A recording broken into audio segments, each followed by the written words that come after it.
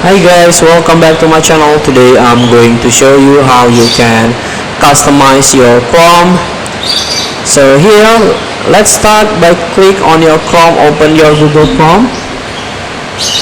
And now you can try to click on a shortcut at the corner of your screen.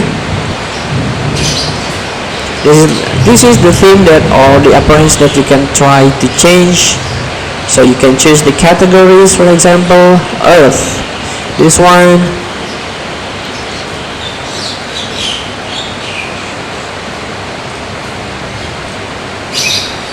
and also you can try to change by the categories. This is the Native American artist.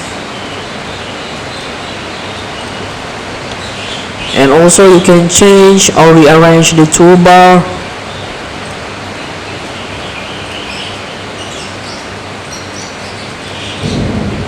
By click on toolbar and rearrange the buttons on the toolbar and drag them.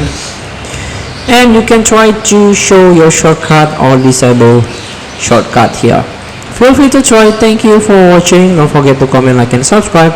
And also click the text button below. See you in the next video.